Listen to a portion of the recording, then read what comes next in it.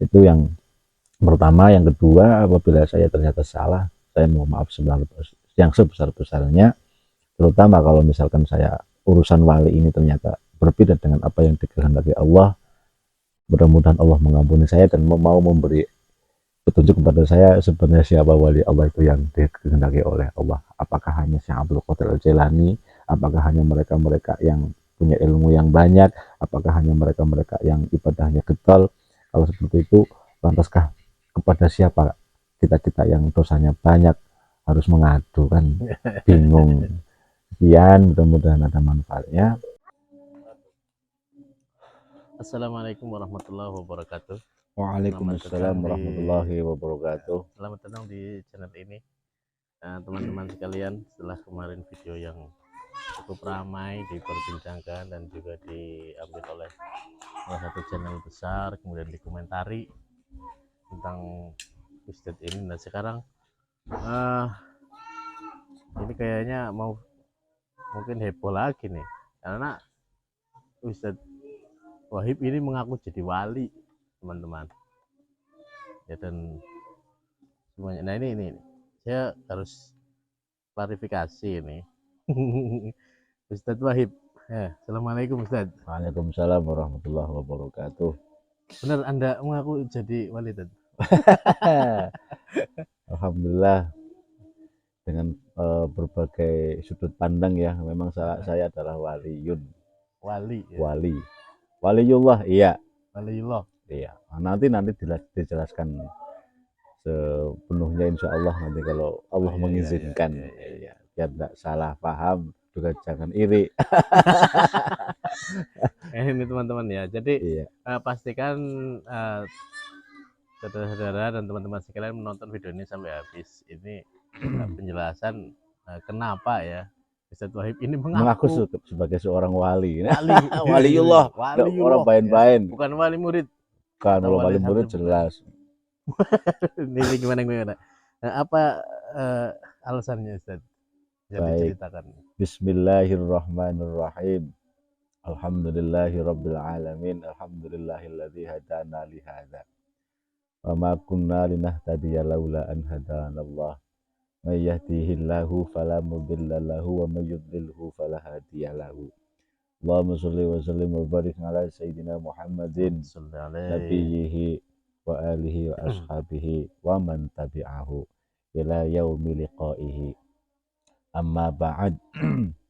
Wallahu ta'ala fil Qur'anil azim. A'udzu billahi minasyaitonir rajim. Ala inna awliya Allahi la khaufun 'alaihim wa la hum yahzanun alladzina amanu wa kanu yattaqun. Amma ba'd. Terima kasih kepada Kiai Aswad Baroza, Sohibu Hadal Ma'had, Pondok Tahfidz El Falah Pandanarum, Cipari, Cilacap, Jawa Tengah, Indonesia. Nah, ini saya jelaskan di sini karena kita ini bukan orang yang bersembunyi di balik layar. Kita tahu juga di sini ini pondok pesantren yang alhamdulillah sudah ada kegiatannya maksimal, kayak gitu sudah cukup maksimal. Kegiatannya adalah penghafal Al-Quran, dan tidak hanya menghafalkan Al-Quran tetapi juga mempelajari nahwu dan sorof. Kebetulan saya sendiri yang bertugas menjadi khotim nahwu sorof di sini, walaupun yang masih belajar semua termasuk saya sendiri, tapi sudah lumayan lama berjalannya ya. Ini kembali ke statement itu, Tad. Kok aku wali jarang sekelas ulama Gus baca itu masih katanya bercita-cita, berarti kan masih merasa belum baik. Kalau ini ada ustadz loh dari kampung, belum patya viral lagi. Walaupun alimnya sih saya tidak ragu ya teman-teman ya. Enggak, ini justru saya ini enggak alim seperti Gus Baha, makanya saya bebas. Saya bebas mau berbicara apapun karena orang bodoh itu bebas berbicara. Tapi ini teman-teman pasti kita semuanya penasaran ya. Penasaran kayak gitu. Baik. Kenapa saya mengaku waliullah? Dan sebenarnya dalam beberapa video yang lalu kan, waktu video yang pertama itu kan saya bilang saya akan mau sebagai pacarnya Allah, itu terakhir itu kan Iya, iya, iya. itu Ada statement sedikit iya yang statement sedikit tentang hal itu. Sebenarnya udah ada pemikiran di benak saya, ada konsep-konsep semacam ini sebagai tawaran sebenarnya. Tawaran, siapa tahu banyak yang mau. Dan saya mengaku seperti ini, nanti siapapun boleh mengkritik. Iya, iya, iya. Ini bukan sebuah kebenaran yang harus diikuti, kemudian sebuah sesuatu yang harus diaminkan atau diiyakan oleh siapapun, apalagi oleh seorang Gus Baha misalkan. Gus Baha tahu semuanya, kalau saya kan tahu sedikit tuh, seolah-olah tahu semua. Pokoknya ini open ya, terbuka. Ya, bagi siapapun, dan silakan hujah saya ini nanti dipatahkan. Ya, ya. Karena saya berbicara juga ada hujahnya, walaupun hujah saya seperti kemarin kan ada yang dikatakan mentah lah, dikatakan tekstual ya. Kemudian ada juga yang mengatakan ketinggalan kereta, itu kan masalah nasab. Ya memang kita sengaja ketinggalan kereta kok. Ya karena untuk sebentar ini biar saya bahas yang lama-lama, nanti ujungnya di terserah saya nggak ngatur. karep ya. Ya kemarin kan ini video-video yang kemarin ada yang mengatakan tekstualis. Ya memang kita lihat teks kan seperti itu. Iya, betul. Di kitab seperti itu, kemudian kita cerna. Akhirnya kita memiliki kesimpulan yang seperti diungkapkan kemarin. Ada kemudian mengatakan kita ketinggalan kereta. Memang kita ketinggalan kereta karena kita nggak naik kereta kok. Iya, karena apa? Yang kemarin ada yang bilang itu kan di video jenengan itu kan. Seharusnya ini berbicara masalah nasab ini harus menggunakan, kita kembali ke masalah nasab kemarin kan masalah nasab kan, menggunakan kitab tarikhnya, manuskripnya. Enggak, kita enggak naik kereta itu, kita hanya melihat kereta yang jalan begitu indahnya kan kayak gitu. Kita enggak naik kereta karena sudah ada yang di kereta yang seperti itu kayak dari pihak Kiai Imad, sudah ada Kiai Imadnya, ada Kiai Nur Ihya-nya, ada dokter manajemen alinya, sudah ada Kiai Nur Ihya. Dan kita percaya mereka sudah melakukan sudah lebih dari cukup. Kemudian dari pihak yang pro sama Pak Ayu kan ada Gus Zaininya, ada Gus Romel Abbasnya, sudah banyak lah. Kita mengomentari dari dua kubu ini karena mereka berjalan sangat cepat. Kita nggak naik kereta kok. Tapi kita hanya menonton kereta. Tapi kita tahu kita akan tujuannya kan sama. Kita jalan kaki lah, nggak bisa jalan cepat. Kita nggak tahu kapasitas keilmuan saya kan minim. Ini kan sambil rokokan sebenarnya kan, tema ini adalah rokokan sambil direkam kan kayak gitu kan. Saya silaturahmi ke sini. Kita hanya obrolan rakyat biasa ya. Betul. Tapi kebetulan karena kemarin kita cari hikmahnya gitu ya. Bukan untuk pro dan kontra atau perdebatan, bukan ya Ted ya? Bukan, tapi maaf, sebenarnya ini juga pembicaraan saya memang mengarah untuk diperdebatkan. Ya bukan debat, mungkin semacam pro kontra. Apa namanya, ayo kita bareng-bareng kita rembuk kayak betul, gitu iya. Karena beda kalau debat itu kan menang dan kalah. Ini kan kita cari sama-sama mencari kebenaran lah ya. Kita cari yang baiknya lah kayak gitu. Kita cari sisi baiknya, semangatnya itu gitu kan. Betul. Ada juga ini ada yang mengatakan kita mencari kebenaran, mereka mencari pembenaran. Berarti kan itu saya juga nggak suka dengan bahasa seperti itu. Seolah-olah kita lah yang benar, mereka salah hanya mencari pembenaran. Maka dari itu semua saya punya pemikiran saya adalah waliullah. Nah itu ini iya kan teman-teman. Kok bisa dari masalah nasab sampai ke sini ini kan aneh. Ada orang mengaku waliullah. Ya Allah. Ya ini orangnya. Ayo Gus Baha ora wani ngono ya, Gus Baha ora wani. Diviralkan. Sekali lagi kenapa saya berani seperti ini? Saya karena memang saya orang bodoh, maka orang bodoh itu kan bebas berbicara. Coba lihat di YouTube. Yang bodoh-bodoh justru yang komentarnya macam-macam kan.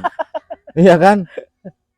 Tak ijo itu kan kalau nyerang Gus Abbas, masya Allah itu kan nyerang Kiai Imad, tesisnya sampah dan seterusnya. Ya karena tak ijo memang nggak bisa bikin tesis.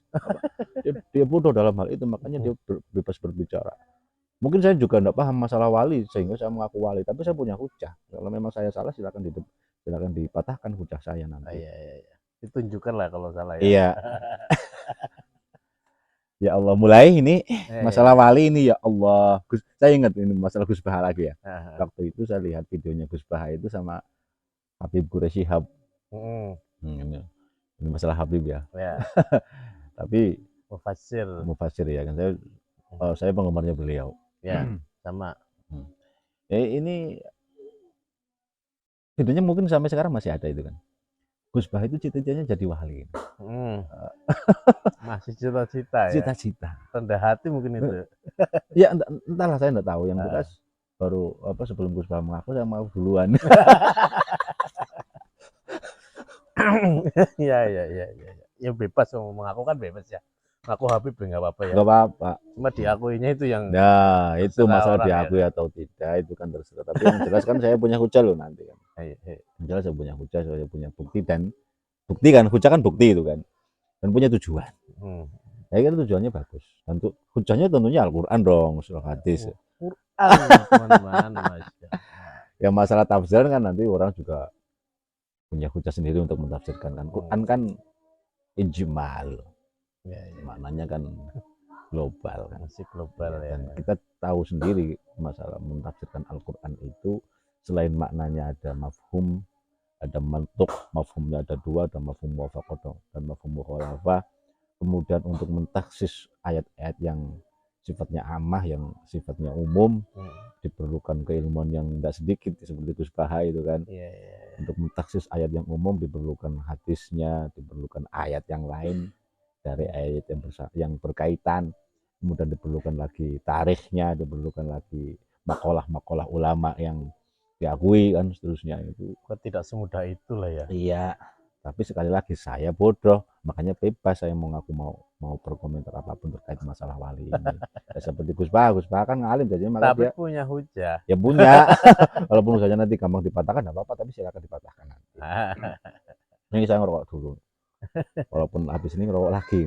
Ya wali kan sekarang pedek. Relax. Lah itu lah khaufun alaihim wa lahum yahzanun, masyaallah. Enggak khawatir dihujat sama netizen tadi. Oh no. Wali sih ya.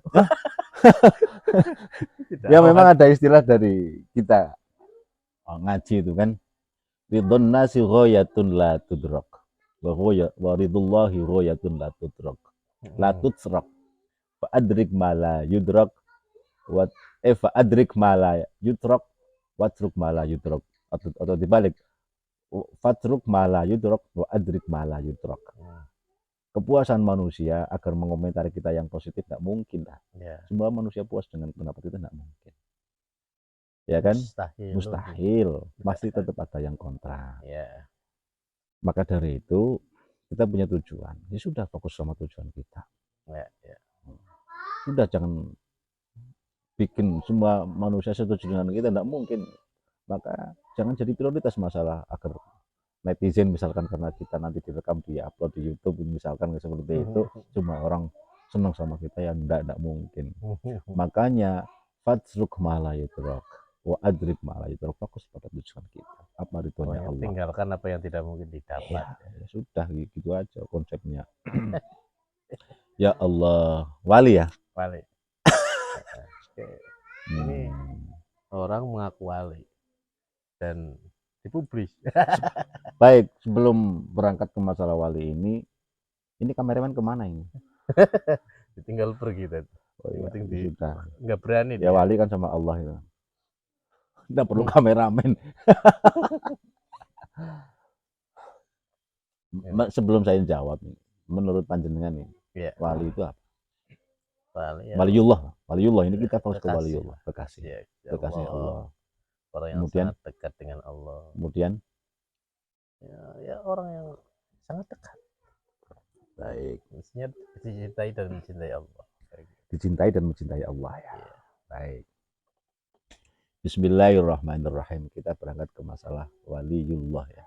Ya ini inti mulai ya. Perhatikan baik-baik ini. Jangan sampai di skip ini bagian. Ada konsep memang yang dipakai oleh sebagian teman-teman kita, terutama orang-orang Wahabi ini, mohon maaf. Orang Wahabi ya. Ya. Mengartikan ayat ala inna awliya Allahi la khaufun alaihim wa lahum yahzanun alladzina amanu wa kanu yattaqun. Jadi kita kan kita bukan orang Wahabi. Kita Nahdiyin. Kita di pondok-pondok NU dari kecil. Betul. Dan konsep-konsep kita adalah konsep-konsep Nahdiyin. Kita tidak setuju dengan konsep-konsepnya Wahabi. Apa yang salah dari pendapat mereka tentang Nggak ayat usah, ini? nggak usah kita bahas masalah itu, kan nggak selesai juga Oh, itu nggak kan. usah ya. Ya masalah ini saya oke. Oke oke.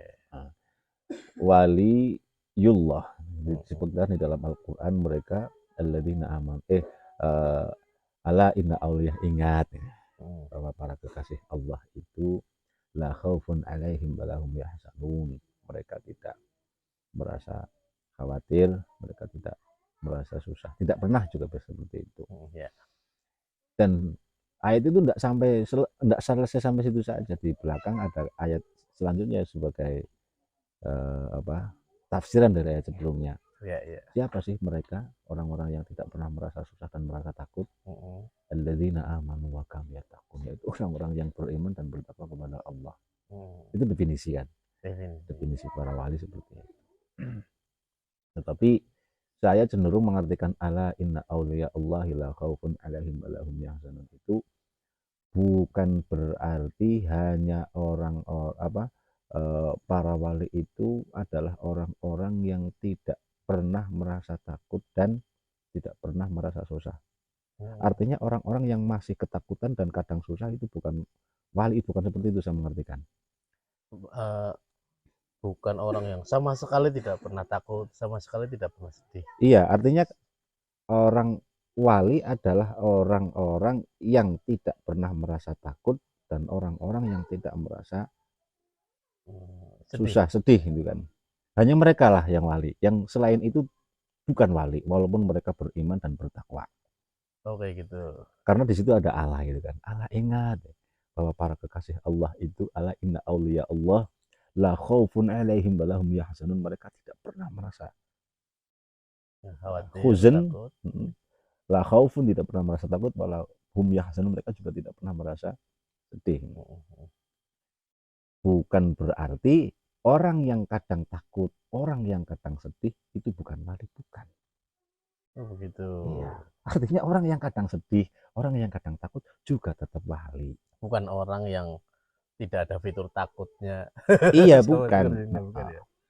Artinya di ayat tersebut Allah mengingatkan, ingat kalian semua adalah waliullah, adalah kekasih-kekasih Allah, maka jangan takut, maka jangan sedih, ada saya loh, kata Allah seperti itu sebenarnya. Kalau kalian memang ada iman di dada, kalian memang merasa takut kepada Allah, ingat kalian adalah kekasihku, kata Allah ya. Saya mengartikan seperti itu, maka jangan takut, maka jangan sedih. Bukan disabotase hanya orang yang tidak pernah merasa takut, hanya orang yang tidak pernah merasa sedih, mereka lah wali, yang lain bukan. Oh iya iya iya. Iya. Maka saya mengatakan saya adalah waliullah, artinya saya adalah waliullah, panjenengan juga waliullah, dan semua orang adalah hakikatnya adalah waliullah. Bukan cuma saya tapi semua, kalau saya mengatakan seperti itu. Semuanya termasuk panjenengan. Orang tapi bukan ayam ini. Orang ya. Iya. Dan sama Mas Sugiknur itu beda. Sama Mas Sugiknur kan udah kebablasan itu. Pedus kalau ada kambing mengartikan apa innama yakhsyallaha min ibadihil ulama, kan seperti itu. Kebablasan Gus Nur itu kan seperti itu. Saya enggak. Walaupun nanti mungkin sama saja sama Gus Nur ya monggo ya. Tapi saya yang pertama itu definisi wali di dalam ayat ala inna auliya Allahi la khaufun alaihim wa lahum yahzanun alladzina amanu wa kanu yattaqun, bukan hanya orang yang tidak pernah merasa takut, hanya orang yang tidak pernah merasa sedih yang pantas menjadi wali. Berarti orang yang kadang sedih dan kadang takut bukan wali. Saya enggak seperti itu mengartikan. Artinya menurut saya ini juga enggak apa boleh dikritik lah. Menurut kamu siapa juga boleh. Saya punya idrok ya. Idrok itu penemu pemikiran bahwa ayat itu mengatakan bahwa ingat kalian semua adalah orang-orang yang di dalam hatinya ada iman.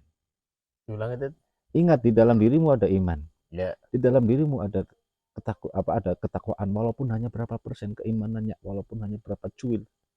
Hanya secuil ketakwaan manusia, tetapi ingat kalian adalah manusia makhluk yang dicintai oleh Allah.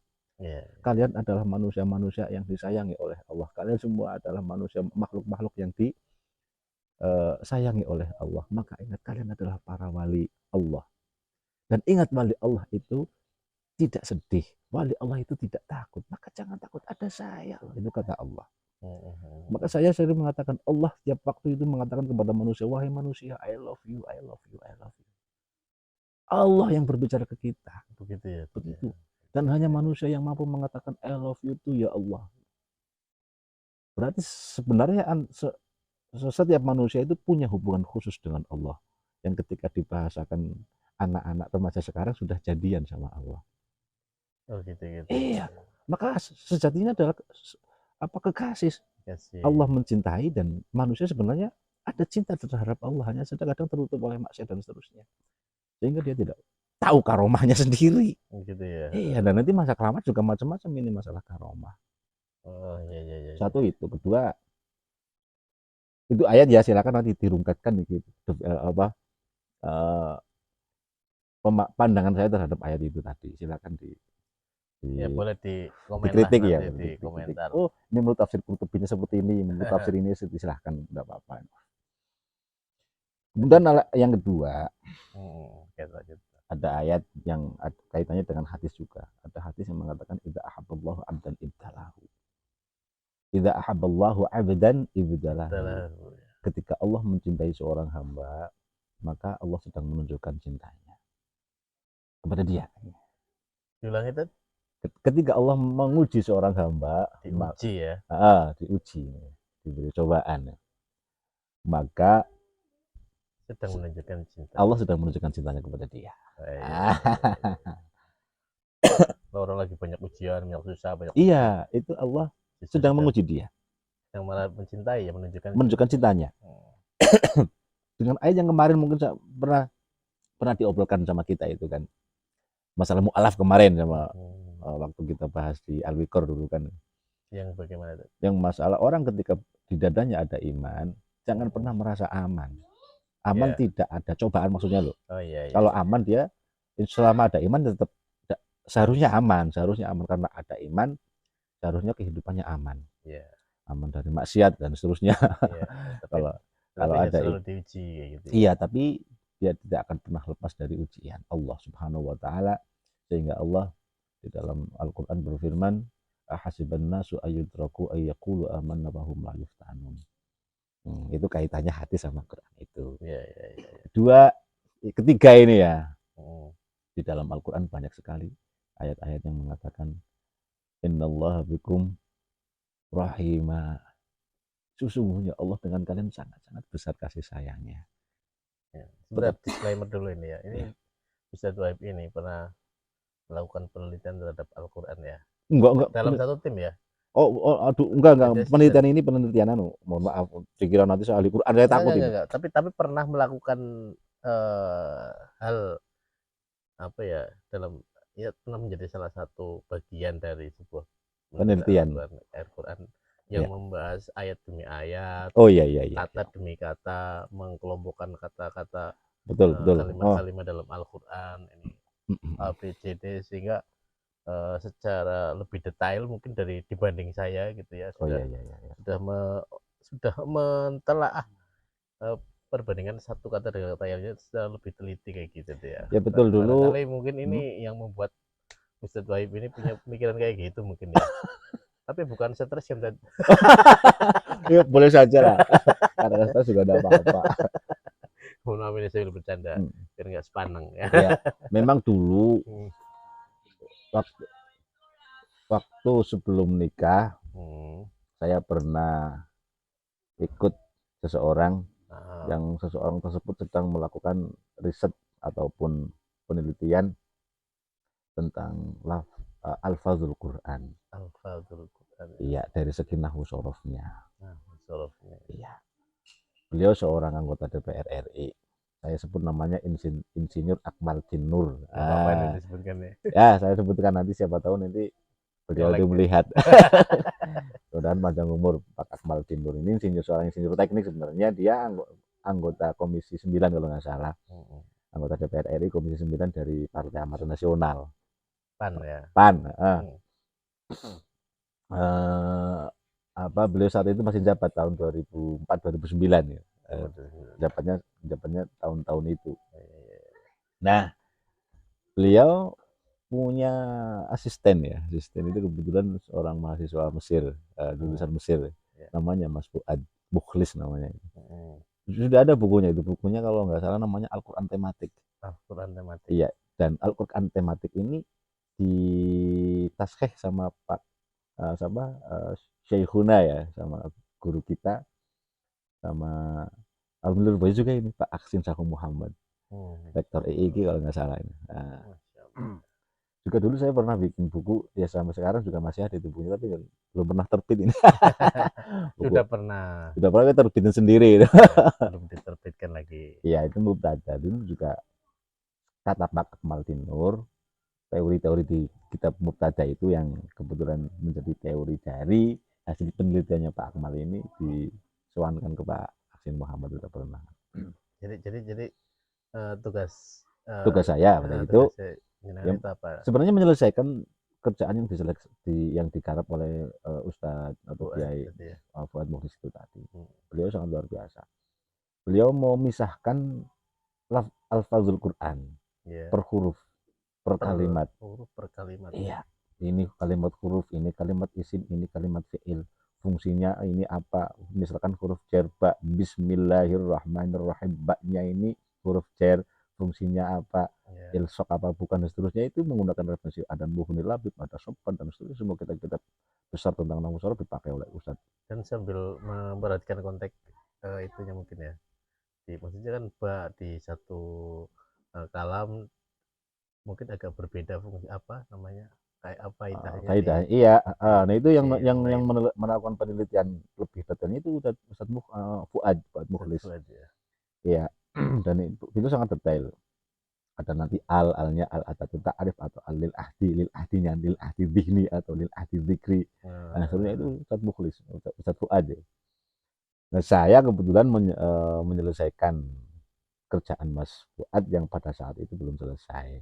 Itu udah berapa persen? Wah itu sudah banyak lah, saya hanya 0,sekian%. Antara mengumpulkan ini, oh ini mutada muqaddam, ini khobar muqaddam, ini mutada muakhar. Jadi dikumpulin. Jadi ini ada data di sama siapa? Insinyur Akmal Dinur punya data yang luar biasa ini. Di dalam Al-Qur'an lafal yang paling sering diulang apa ada? Berapa banyak, di mana saja ada itu datanya, karena pakai Excel. Excel itu kan luar biasa. Dan ente termasuk melihat juga ya? Iya, saya melihat. Tahu. Ya, dan mengolah pun insya Allah saya bisa.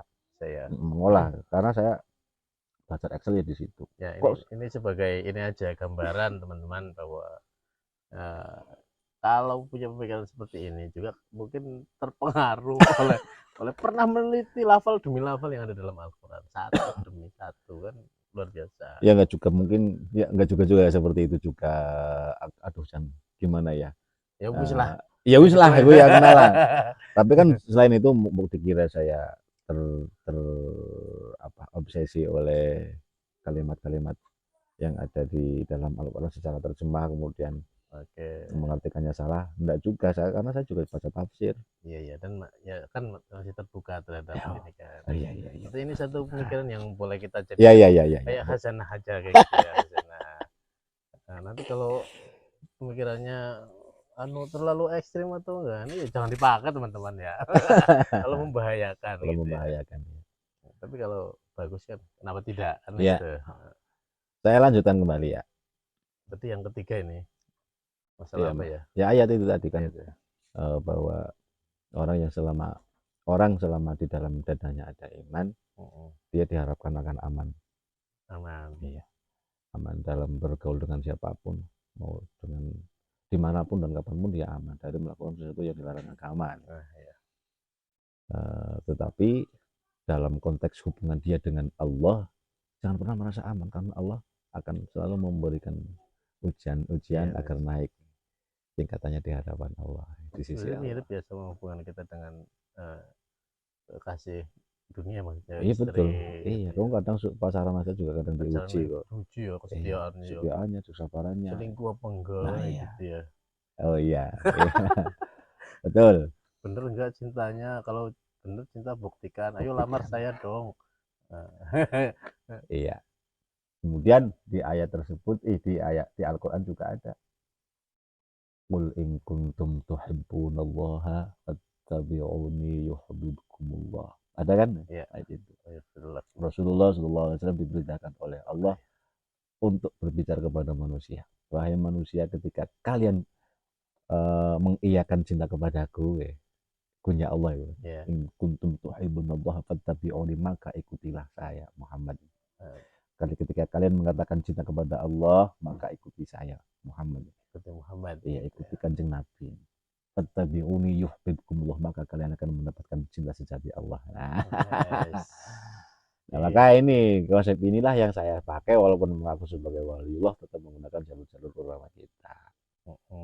Nah, mungkin saya menjadi wali, kemudian saya bisa terbang, kemudian saya bisa mendatangkan uang dari langit dan seterusnya. Tapi sampean pernah loh melintasi apa laut antara Jawa sampai ke Arab kan? Oh, pernah naik pesawat dulu waktu dari Jakarta ke Makassar, dari Makassar ke Jeddah itu saya pakai pesawat, nggak terbang saya. Ini terbang kan sampean kan? Ini terbang pakai pesawat. Dulu pernah seperti itu. Dan saya lanjutkan lagi nih hujah-hujahnya.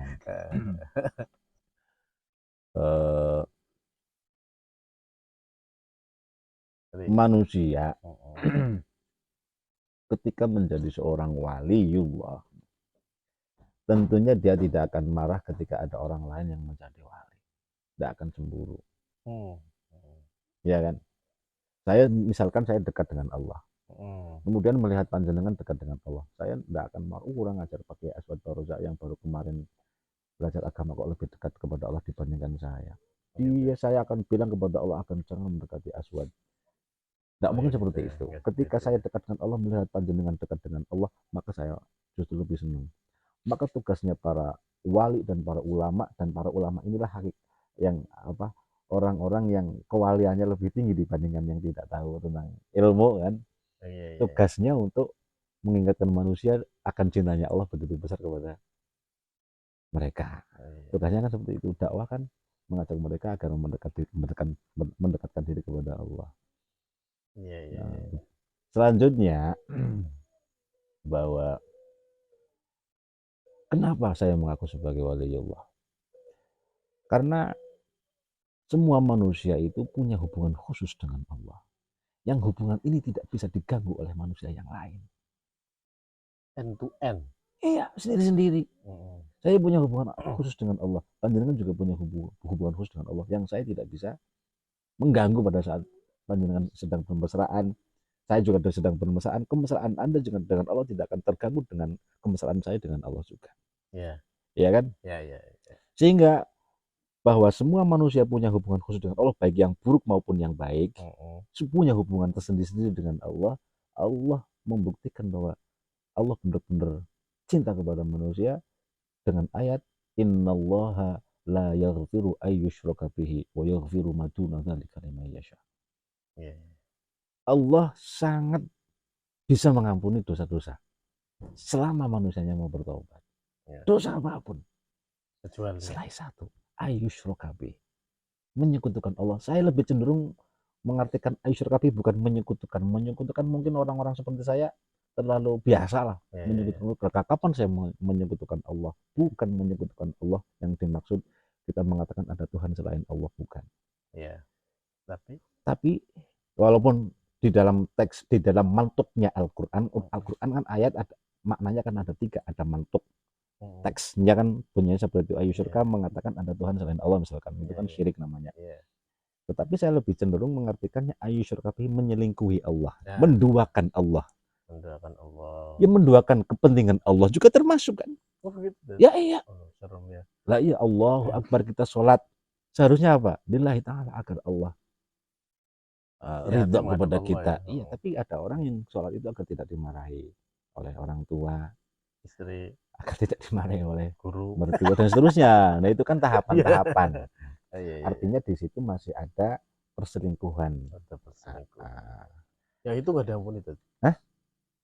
Bukan, yang tidak diampuni itu yang jelas mengatakan bahwa ada Tuhan selain Allah, itu pasti tidak diampuni. Selingkuh Ya. besar itulah. Oh, Kalau selingkuh semacam ini yang akan menyebabkan Allah itu cemburu. oh. Cemburu.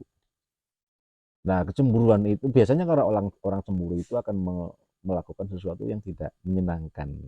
Makanya manusia ketika maksiat, biasanya akan terjadi sesuatu yang tidak menyenangkan di dalam kehidupannya. Oh, Sebagai iya, bentuk iya. kecemburuan Allah terhadap dia. Kenapa sih kau seperti itu? Padahal aku tidak ingin apa kamu seperti itu. Ini teman-teman yang udah mulai bisnisnya jalan, tiba-tiba ambruk lagi, melarat lagi ya, udah mulai kaya melarat lagi, udah mulai agak cerah, gelap lagi. Itu karena perselingkuhan itu ternyata barangkali ya. Ya, perselingkuhan kecil. Sebenarnya karena Allah mencintai dan cemburu, iya, supaya dia kembali pada saya. Sayalah yang benar-benar mencintai kamu, wahai manusia. Sayalah yang bisa menjadikan kamu bahagia. Sayalah, Allah itu maksudnya. Sayalah yang bisa menjadikan kamu menangis. Ingat, kamu bahagia karena saya yang menjadikan.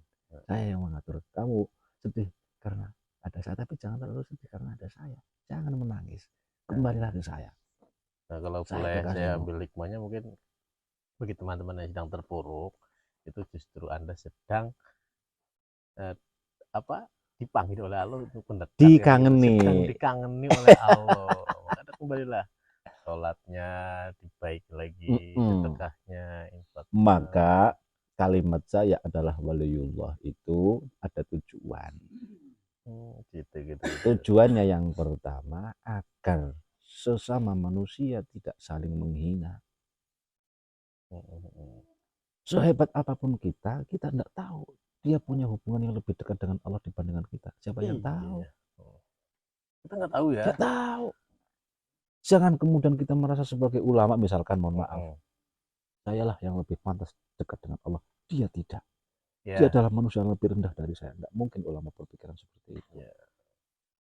Dia, walaupun misalkan saya ulama, misalkan tahu sedikit tentang tafsir, tahu sedikit tentang Al-Quran, tahu sedikit tentang tasrif dan seterusnya, merasa lebih pantas untuk dekat dengan Allah, sementara orang yang suka mabuk-mabukan, mohon maaf, ya jauh dari Allah sehingga saya benci. Tidak seperti itu. Tidak.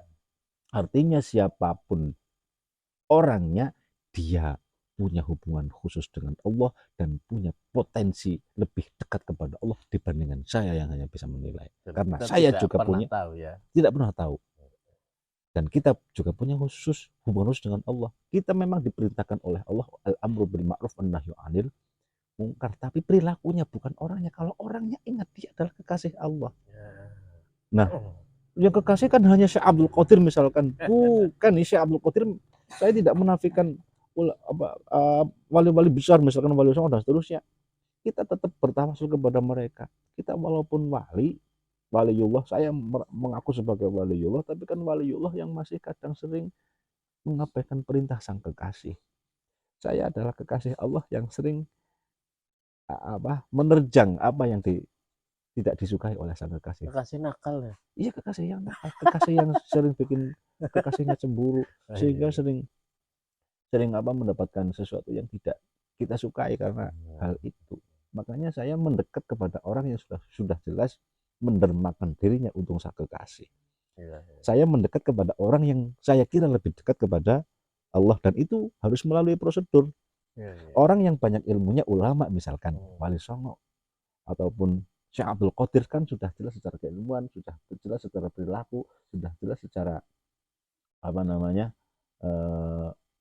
banyak hal lah ya. Banyak hal sehingga diakui juga ya. Diakui juga. Makanya bagi kita wali-wali yang nakal-nakal kayak gini ini yang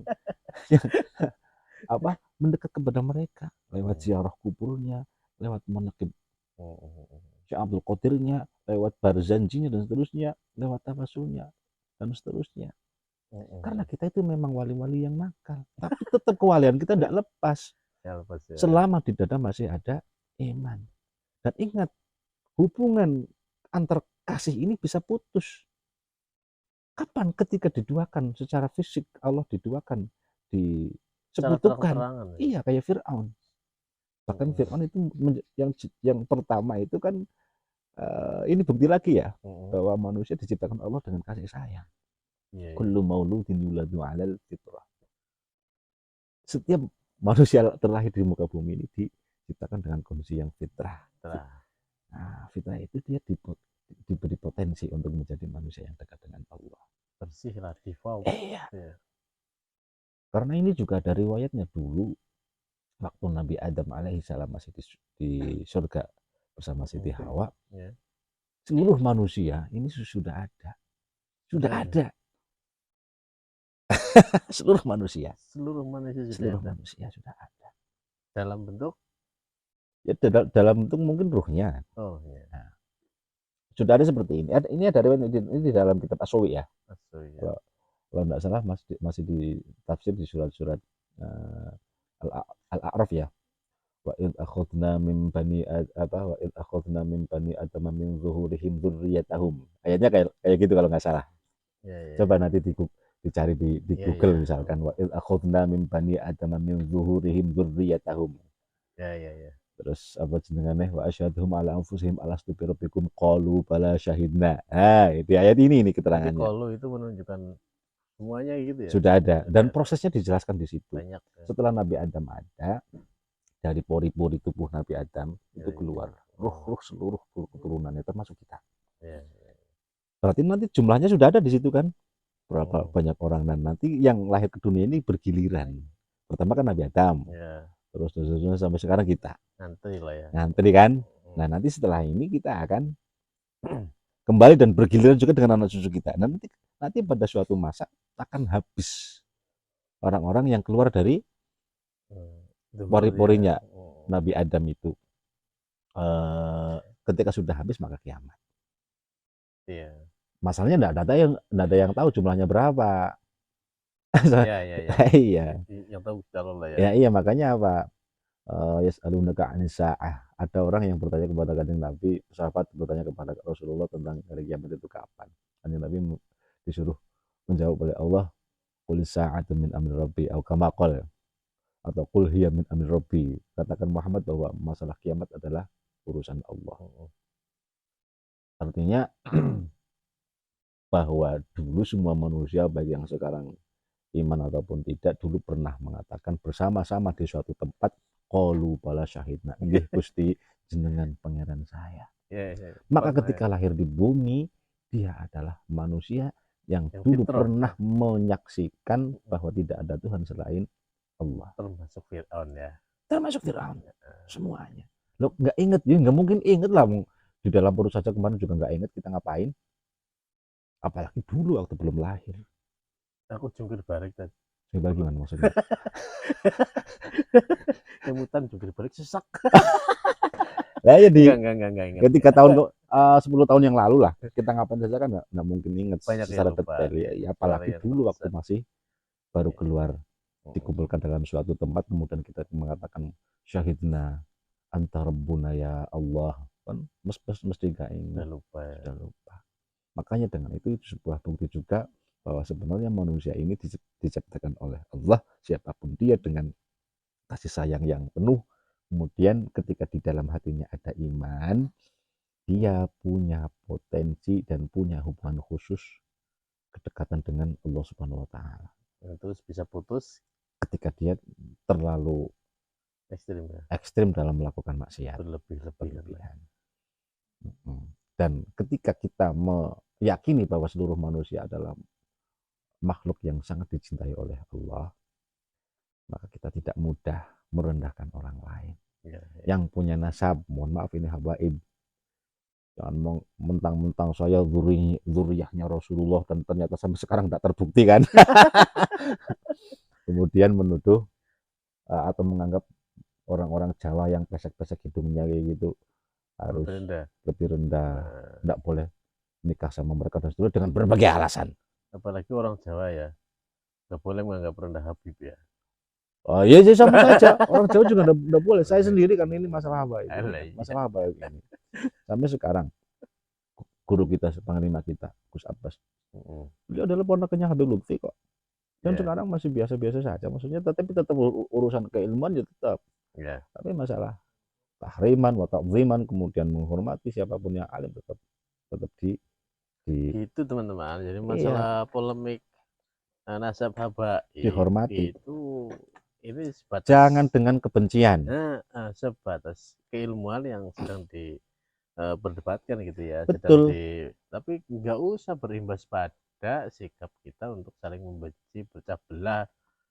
betul. Makanya ini masalah TIC juga seharusnya disikapi dengan konsep semacam ini. Menurut saya itu Ya, kan. ya, jangan ada kebencian, Iya, rumusnya ingat itu. TIC segitu hebohnya menyerang Gus Abbas, apalagi Mm-mm. Gus Abbas bagi TIC itu kan.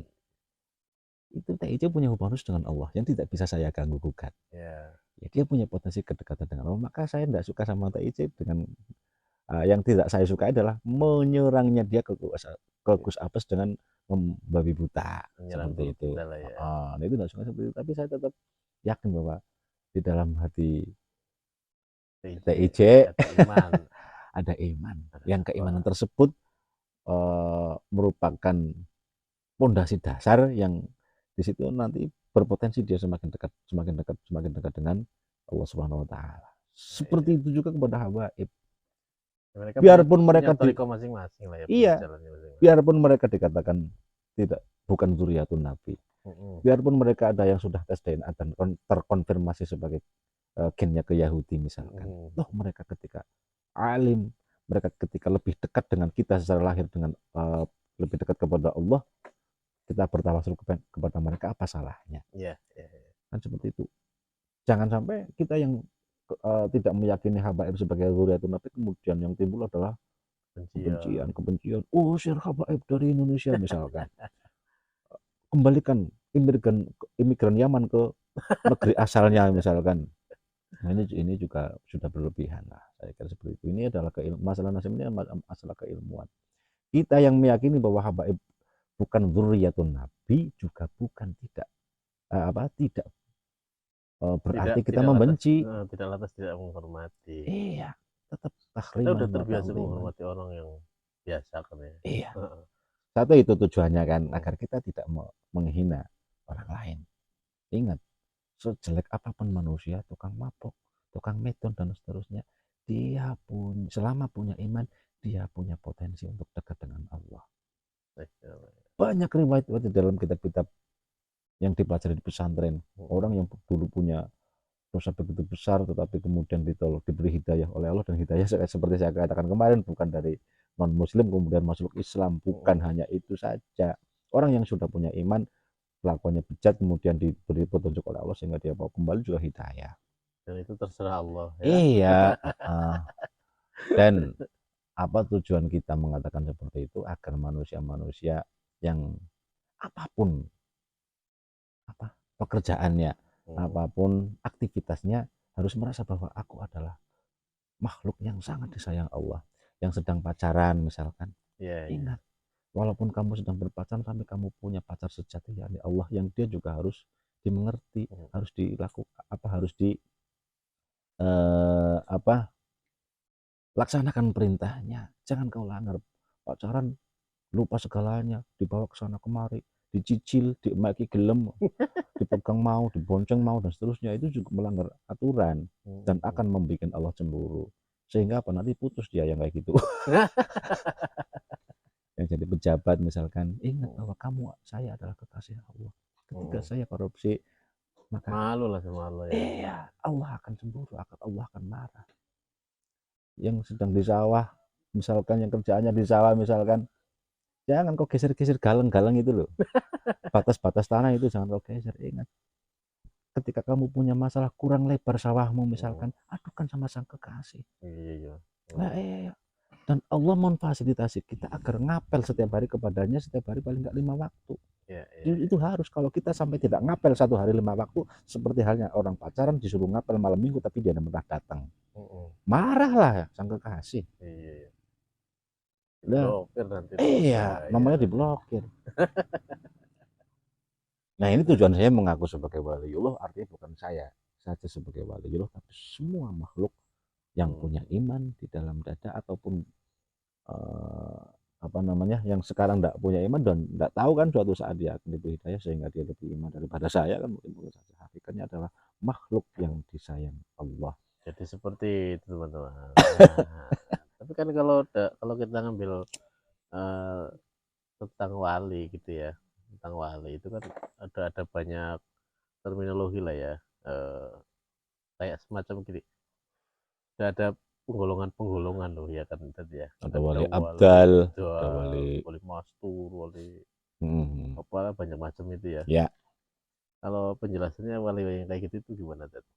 Misalnya ini apa ya namanya? Kita perlu semacam kayak kejelasan lah ya supaya kita nggak salah mengkultuskan orang kan itu bahaya Betul. Nah, juga ini juga Dad. ketika kita menghormati orang berlebihan itu juga tidak dibenarkan oleh agama.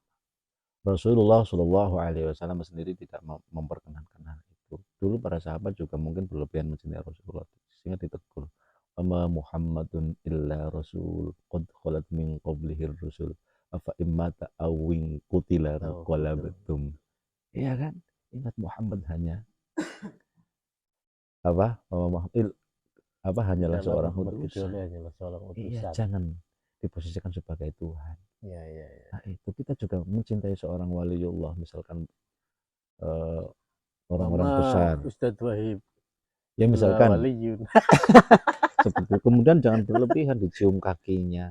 Eh, Kemudian ya berlebihan lah itu kan tidak dibenarkan. Kita mencintai mereka, kita mengikuti mereka, kita tahriman wa ta'ziman terhadap mereka, tapi sesuai porsinya. porsinya. Ada porsi-porsi Iya, dan batasan-batasan. jangan Ya. lupa bahwa kita mendekat kepada wali, di dalam diri kita juga punya hubungan khusus kepada Allah yang tidak bisa diganggu oleh siapapun. Siapapun. Iya, tidak bisa diganggu oleh siapapun. Bahkan ada riwayat yang saya kira ini perlu di apa namanya ya, perlu diingat-ingat betul oleh kita. Apa itu?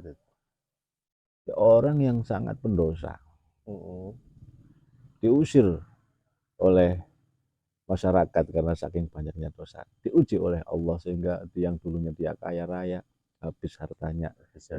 Iya, yang dulu dia apa namanya orang terhormat hilang kehormatannya karena sebuah dosa, sehingga tidak ada orang yang mau mendekati dirinya, sampai diusir, disingkirkan ya. oleh masyarakat, dan dia suatu saat berada di tong sampah bersama babi kan.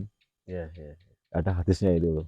Kemudian dia mengatakan ya Allah ya Rabbi ya Allah ya Rabbi, karena manusia pada titik tertentu nanti akan merasakan sebuah kondisi di mana tidak ada yang bisa menolong dia kecuali Allah.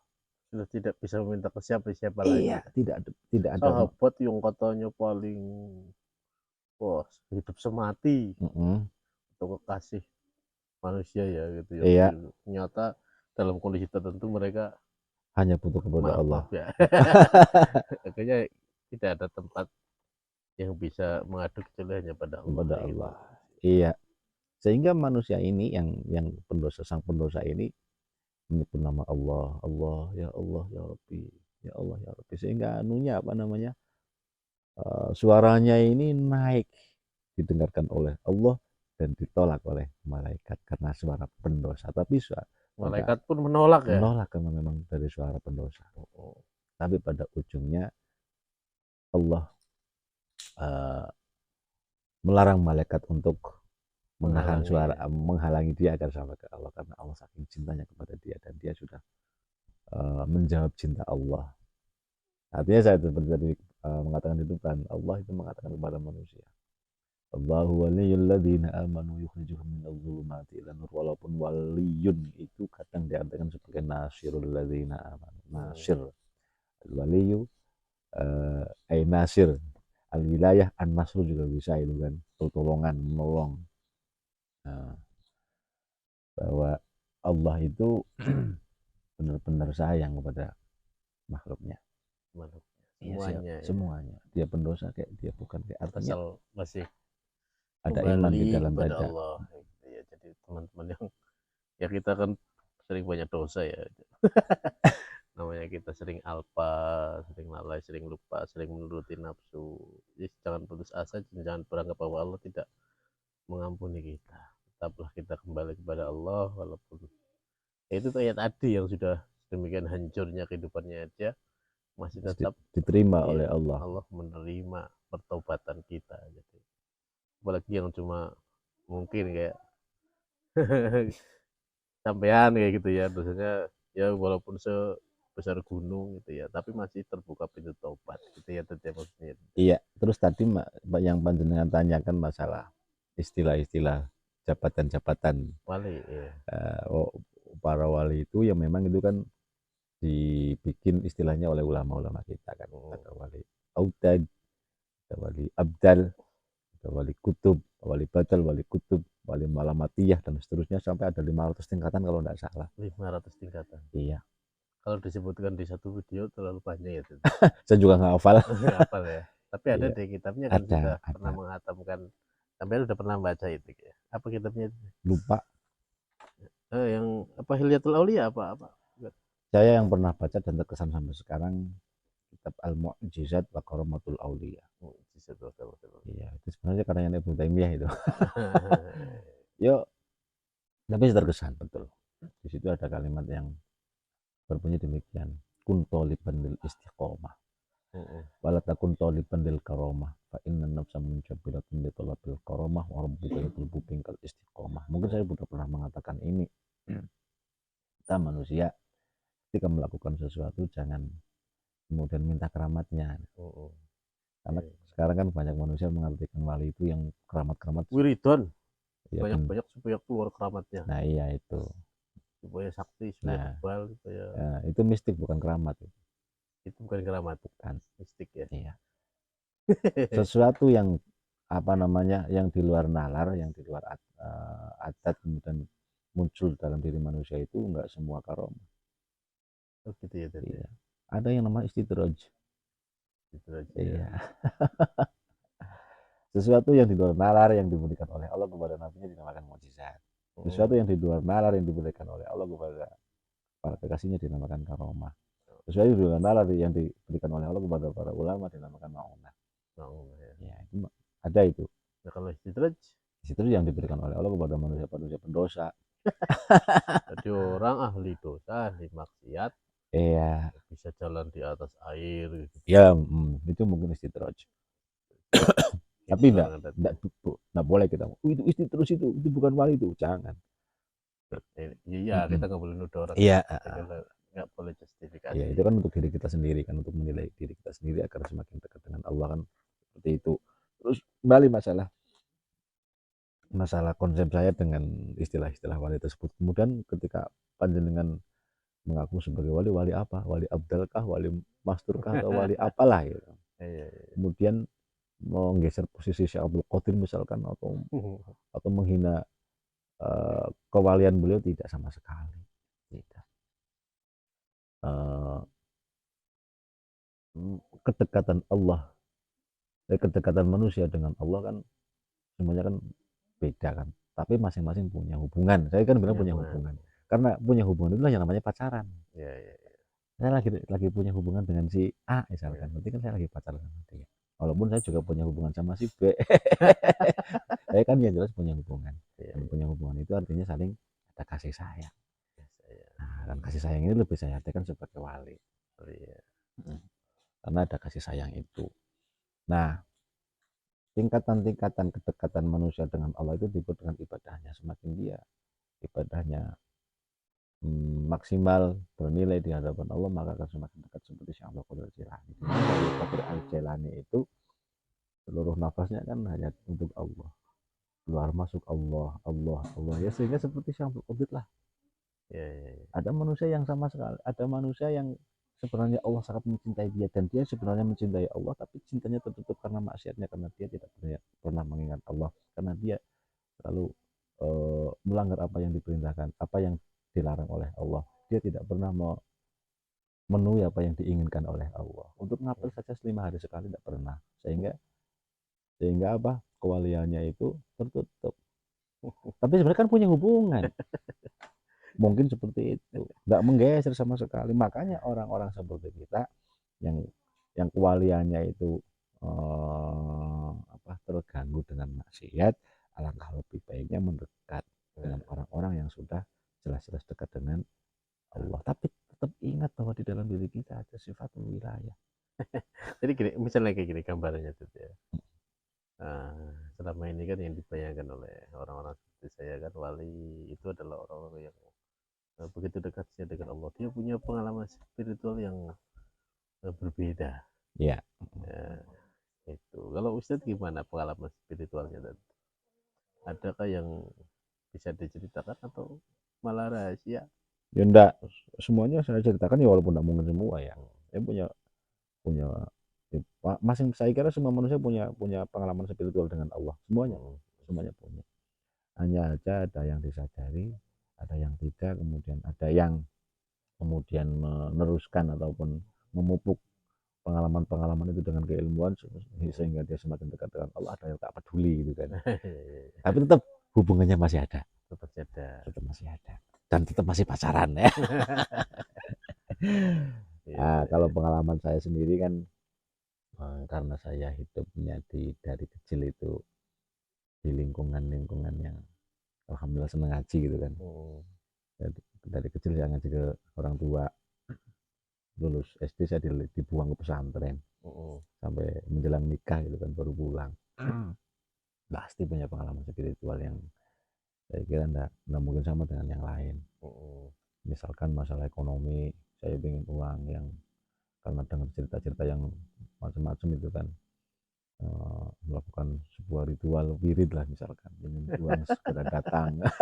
Pernah itu? Ya pernah, karena saya mungkin salah mengartikan aurat untuk hal-hal semacam itu.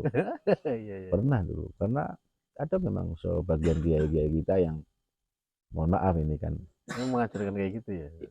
Ya sebenarnya bukan mengajarkan ya, memberitahu lah.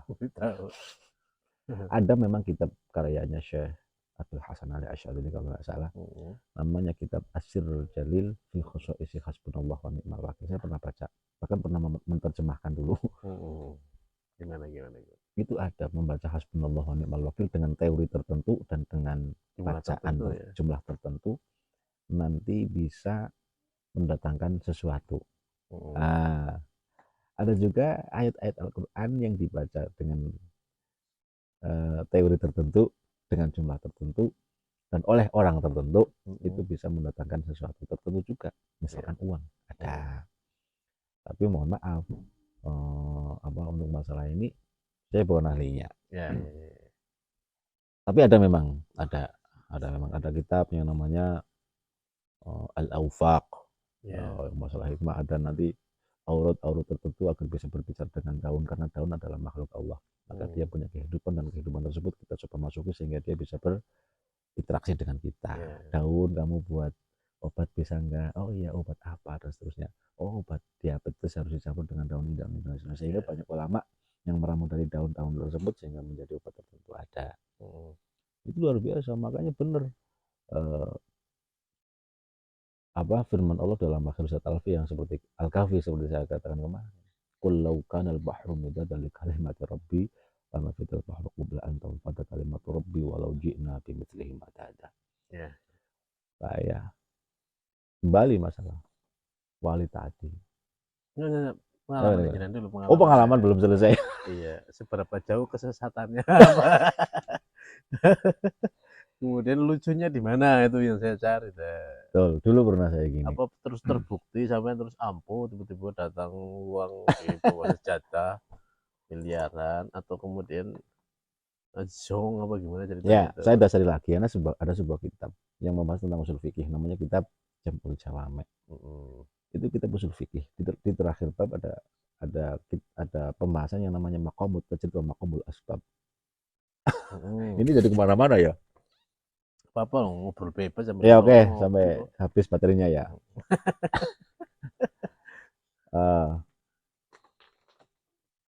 Ada orang yang memang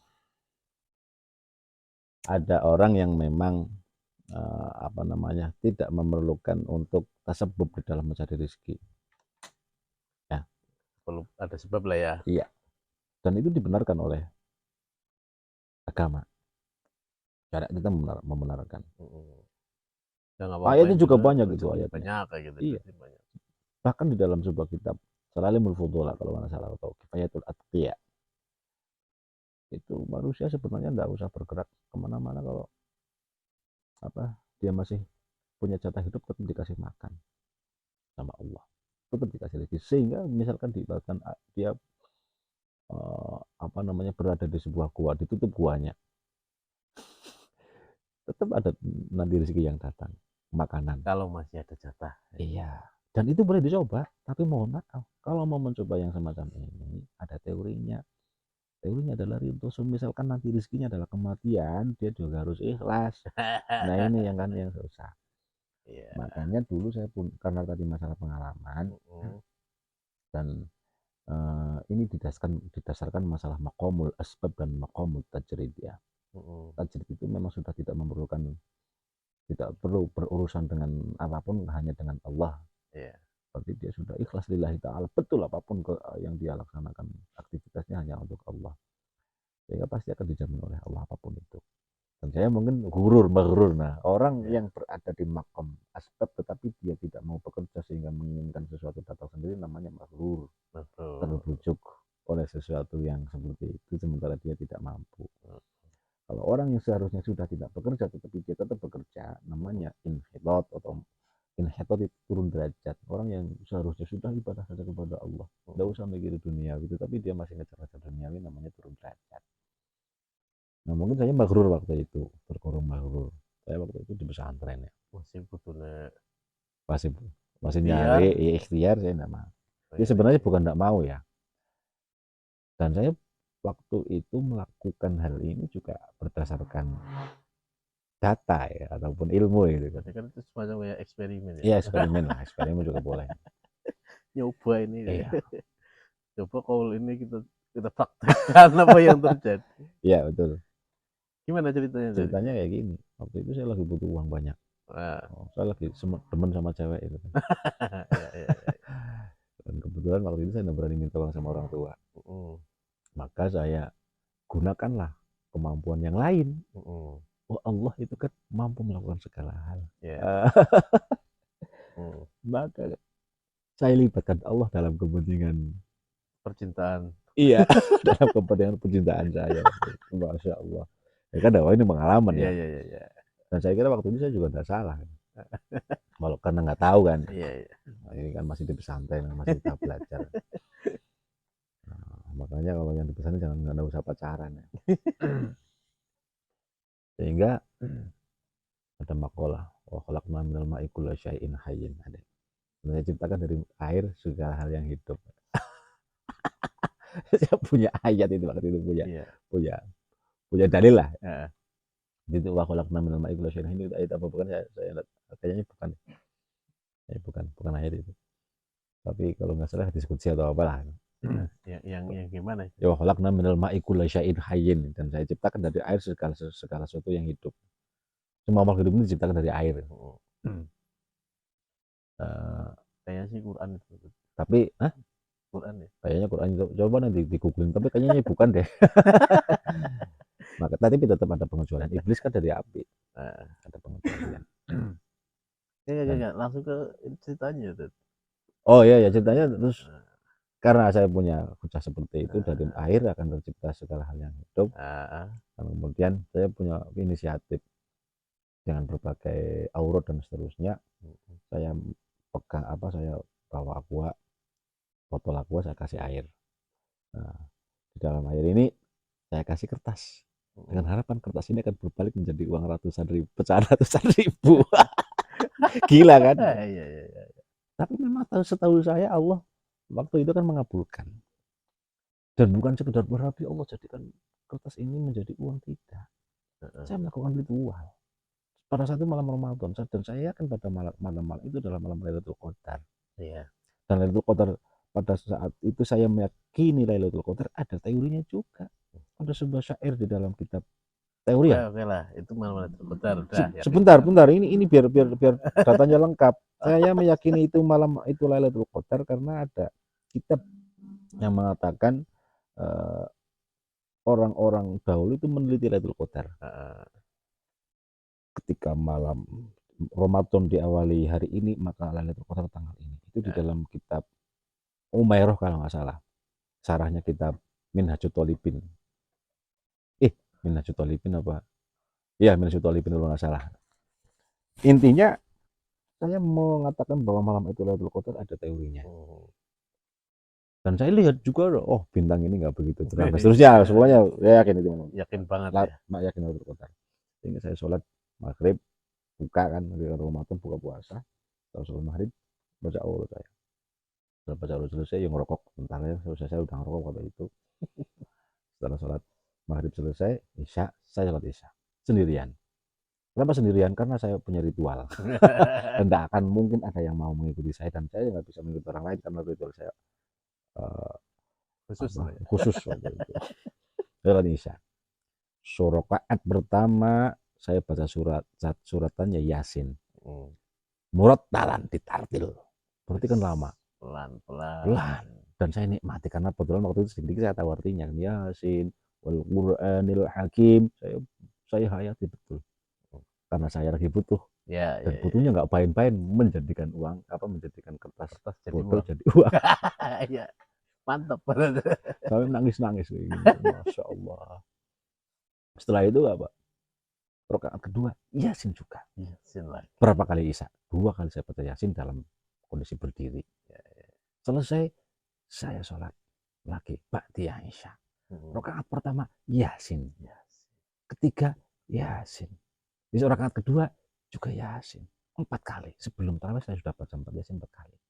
Dalam kondisi berdiri semua. Dan murattalan pelan. 4 kali. Kebayang. Setelah itu tarawih. Dan tarawih saya 20 rakaat. Yasin semua. Setiap rakaat saya baca Yasin. Hampir sampai subuh. Ya. Setelah tarawih langsung witir tidak. Saya sholat tahajud dulu. Yasin juga. Semuanya Yasin. Karena saya juga baca kenapa harus Yasin, itu ada keterangannya. Dan setelah saya sholat tahajud ini juga nanti mungkin yang tanya, kamu belum tidur kok sholat tahajud. Tidur. Sholat tahajud itu harus tidur dulu. Boleh nggak tidur dulu kemudian sholat tahajud, karena pada saat itu saya nggak mungkin tidur. Nah, setelah itu kan selesai sampai hampir subuh. Setelah subuh saya mengharapkan gua isinya uang ratusan ribu yang saya ambil dah habis-habis. Iya. Yang terjadi apa? Ini. Saya tidak berani buka. Nggak berani buka malah ya? Takut kalau ternyata masih jadi kertas. Sampai 3 hari. 3 hari. 3 hari. Maka 3 hari inilah saya bahagia. Tetap Allah mengasihkan saya kebahagiaan. Kenapa bahagia? Saya punya harapan ada uang yang tak habis-habis, walaupun hanya harapan. Tapi saya takut membukakan, takutnya apa? Takut kecewa ya? Iya, takut kecewa. Tapi tetap penasaran karena yang saya butuhkan uang dan tujuan saya uang, maka saya harus membuka. Hari ketiga saya buka. Ternyata, Masya Allah, Allahu Akbar. Apa yang terjadi? Part 2. Kos temenan ya? Ya enggak. Kita kerjain netizen yang nyimak. Iya. Enggak part 2. Lanjut ini. Okay. Yang terjadi adalah kertas ya kertas. Kertas adalah kertas. Artinya saya maghrurun, terbujuk dengan sesuatu yang tidak masuk akal. Dan mungkin teman-teman yang punya pengalaman yang sama, boleh dong ditulis di komentar ya. Yang mau mendatangkan harta miliaran. Iya. Dengan aurat. Saya juga sebenarnya. Apalagi suruh bayar uang muka dulu. Iya, nah itu repot itu. Kita lanjutkan lagi dulu nanti ya, Dan. Kapan?